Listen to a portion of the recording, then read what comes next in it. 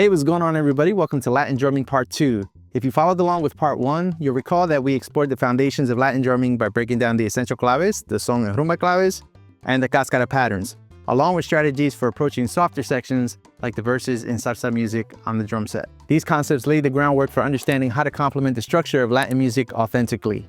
In Part 2, we're going to take things up a notch and we'll dive into the mambo and bongo bell patterns. The rhythms that we learned today are going to be pivotal during the pre-chorus and chorus sections, where the energy of the music intensifies. The mambo and bongo bells are iconic to the sounds of salsa, Latin jazz, Afro-Cuban, and they will help drive the music forward while staying locked with the clave. Here's what we'll cover in this video. Number 1, understanding the role of the mambo bell. The mambo bell, often played on a cowbell, serves as the rhythmic anchor for the high energy moments of a song. We'll break down its syncopated pattern and explore how it complements the percussion section and bass line. Number 2, bongo bell patterns. Traditionally played by the bongocero, the bongo bell comes into play during the montuno or coro sections. We'll adapt this pattern to the drum set and examine its interplay with the other percussion instruments. Number 3, clave integration. As with the cascara, these bell patterns must align with the clave, whether it's in the 2-3 or 3-2 orientation. We'll analyze how to maintain this alignment and avoid crossing the clave, or what we call cruzado. And number 4, dynamic variations in accents. We'll discuss ways to vary your dynamics and accents to add flavor and authenticity to your playing, ensuring your drumming enhances the actual ensemble. By the end of this lesson, you'll have a solid understanding of how to incorporate mambo and bongo bell patterns into your drumming while providing the energy and drive needed for pre-chorus and chorus sections.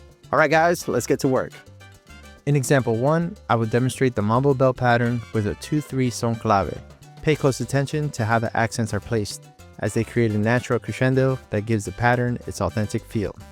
In example 2, we'll continue the same mambo bell pattern in the right hand, but this time we'll incorporate a cross stick in the left hand to play the 2-3 son clave.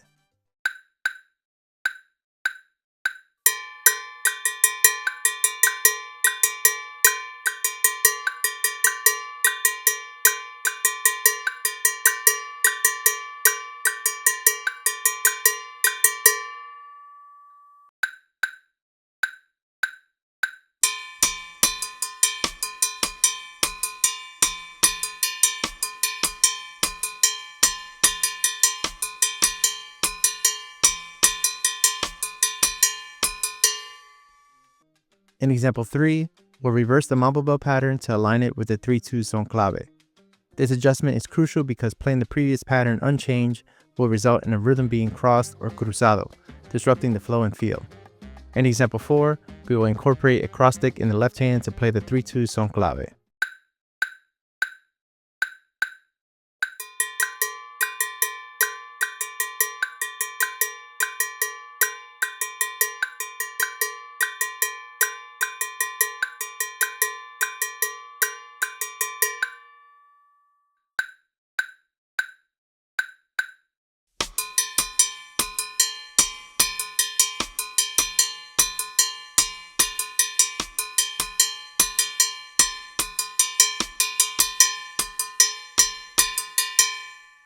In the next example, I'll demonstrate the traditional conga parts on the pearl travel congas to give you a clear idea of how they sound in context.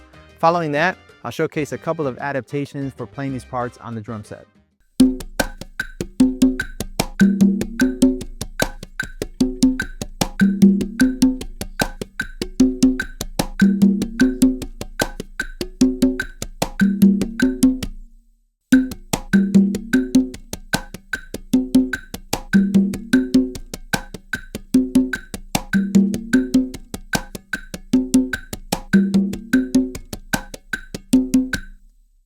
In examples 5 through 8, we will incorporate the high tom and bass drum to replicate the tonal qualities of the conga drums. This approach emulates the tumbao pattern traditionally played by the conga player or the conguero.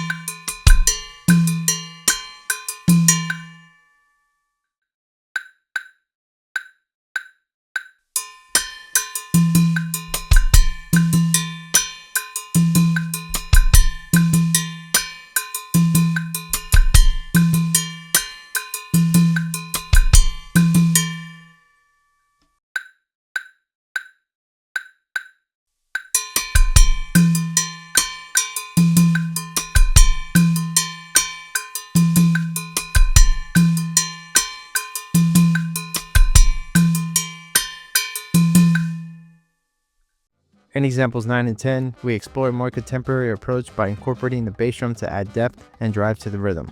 This modern adaptation enhances the traditional patterns, providing a fuller sound and greater dynamic versatility suitable for various musical contexts.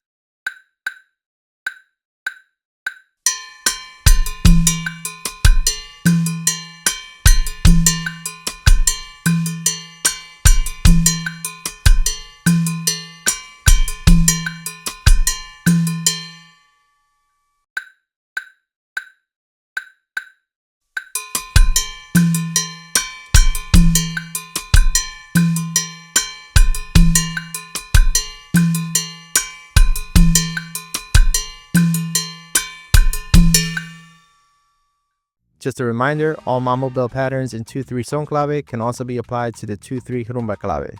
In addition, patterns in 3-2 son clave are identical to those in 3-2 rumba clave. However, to keep this video concise, I have chosen not to include those variations. Let's get into the bongo bell section. In example 1, I would demonstrate the bongo bell pattern within a 3-2 son clave. Pay close attention to how the accents are placed as they create a natural crescendo that gives the pattern its authentic feel. In example 2, we'll reverse the bongo bell pattern to align it with the 3-2 son clave. Again, this adjustment is crucial because playing the previous pattern unchanged will result in the rhythm being crossed or cruzado.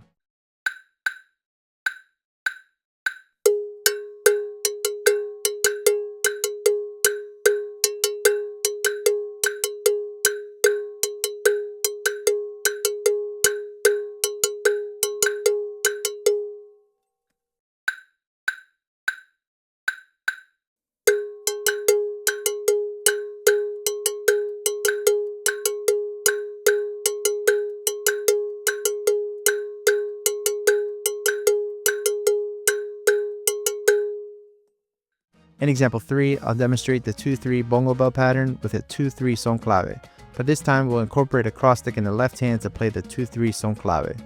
In example 4, I'll demo the bongo bell pattern in a 3-2 son clave, with the 3-2 son clave being played on the left hand.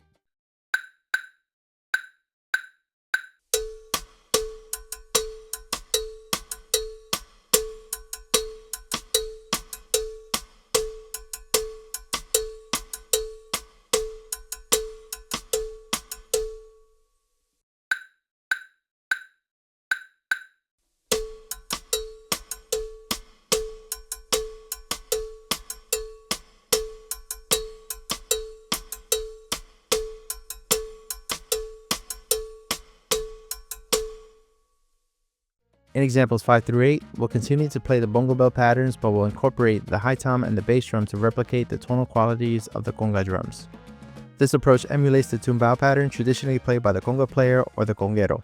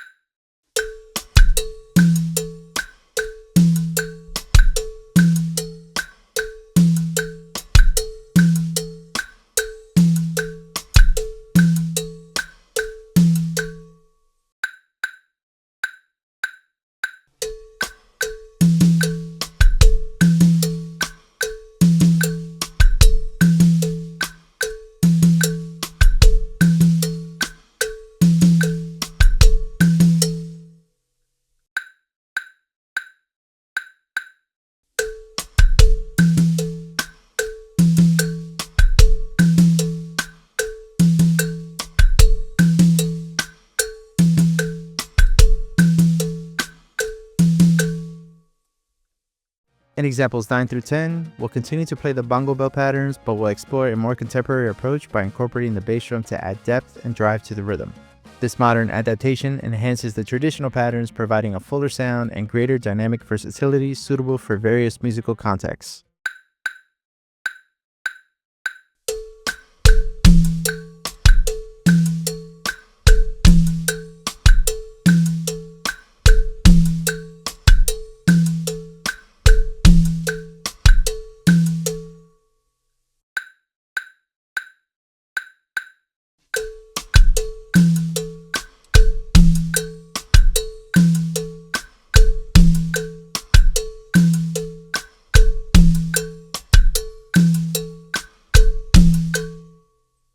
In examples 11 and 12, we will combine both the mambo and bongo bell patterns.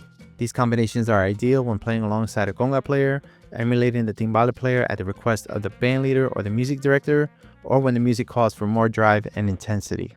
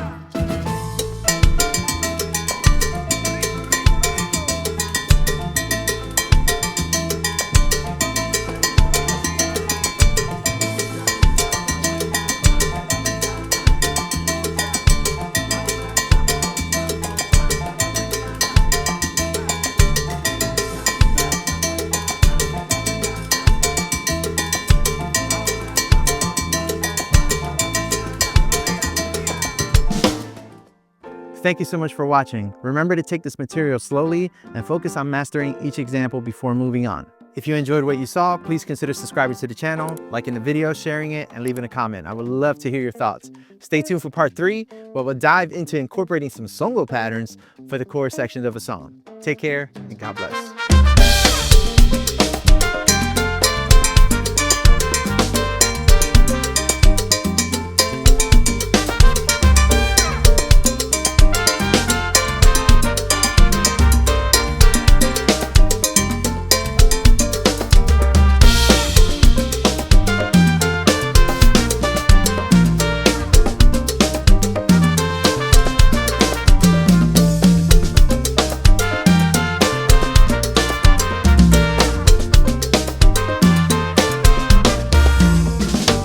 If you enjoy the content on this channel, please consider buying me a coffee at buymeacoffee.com/Juan Carlito Mendoza.